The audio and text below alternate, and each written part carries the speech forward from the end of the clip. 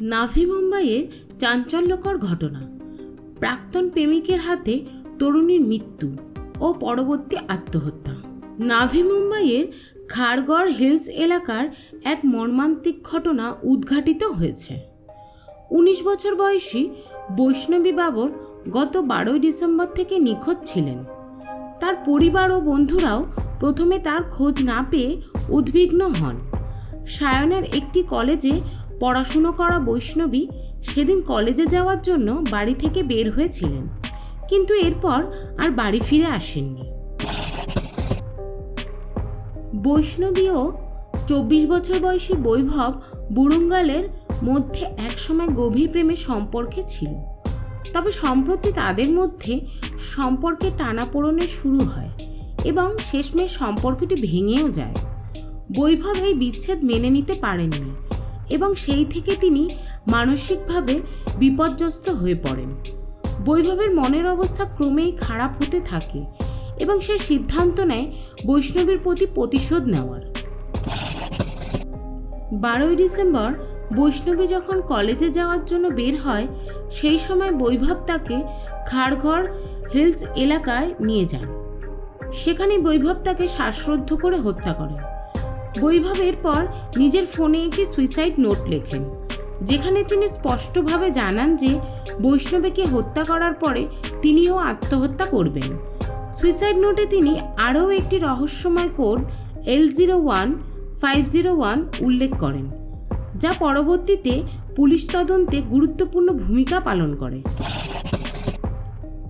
বৈভবের মৃত্যুর ঘটনাটি ঘটে একই দিনে, যখন জুইনগর স্টেশনের রেলপথে তার মৃতদেহ পাওয়া যায়।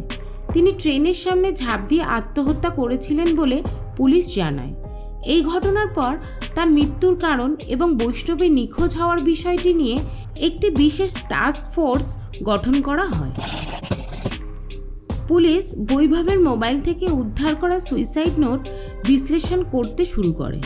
সেখানে L01-501 কোডটি উল্লেখ ছিল, যা প্রথমে পুলিশের কাছে রহস্যময় মনে হয়।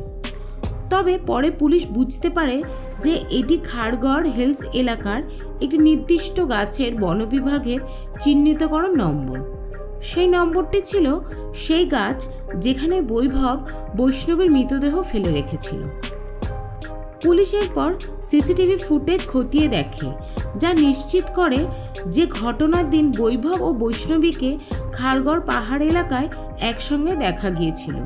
পুলিশ বন বিভাগ এবং দমকল বাহিনীর একটি যৌথ দল গঠন করে, যারা বৈষ্ণবীর দেহ খুঁজে পাওয়ার জন্য অনুসন্ধান অভিযান হিসেবে শুরু করে। এই তল্লাশি অভিযান প্রায় 10 দিন ধরে চলে, যেখানে ড্রোনও ব্যবহার করা হয়েছিল। অবশেষে 16 জানুয়ারি খারগড়ের ওয়ে ক্যাম্প এলাকায় একটি ডাম্পিং গ্রাউন্ডে ঝোপের মধ্যে বৈষ্ণবীর পচা দেহ পাওয়া যায়। পুলিশের মতে বৈষ্ণবীর দেহ শনাক্ত হয়েছিল তার পরনের পোশাক, হাতঘড়ি এবং কলেজের আই কার্ডের ভিত্তিতে।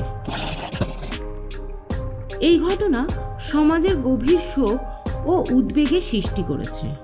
বৈভবের মানসিক অবস্থার বিবেচনায় তার প্রতি কিছু সহানুভূতি প্রকাশ করা হলেও অধিকাংশ মানুষ বৈষ্ণবীর প্রতি ঘটে যাওয়া অন্যায় নিন্দা করেছে। এই ঘটনায় বোঝা যায় যে মানসিক স্বাস্থ্য এবং সম্পর্কের বিষয়ে সচেতনতা কতটা গুরুত্বপূর্ণ। এই ঘটনায় পুলিশ তদন্তের নিরপেক্ষতা এবং দক্ষতার জন্য প্রশংসিত হয়েছে, যারা বৈষ্ণবীর পরিবারকে ন্যায় বিচার দেওয়ার জন্য কঠোর পরিশ্রম করেছে। এই ঘটনা সমাজের জন্য একটি গুরুত্বপূর্ণ শিক্ষা দেয় যে মানসিক স্বাস্থ্য এবং সম্পর্কের বিষয়গুলোকে গুরুত্ব সহকারে বিবেচনা করা উচিত। বৈভবের মতো ব্যক্তিত্বের মানসিক সহায়তা প্রদান করা উচিত, যাতে তারা চরম পদক্ষেপ নিতে আর না পারে।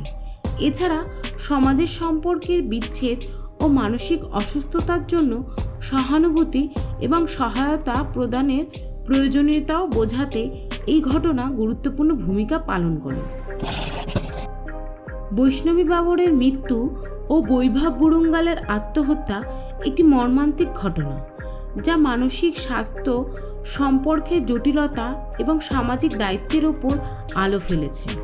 সমাজে এই ধরনের ঘটনা আর না ঘটুক, সেজন্য আমাদের সবাইকে মানসিক স্বাস্থ্য এবং সম্পর্কের বিষয়ে সচেতনতা বৃদ্ধির জন্য কাজ করতে হবে।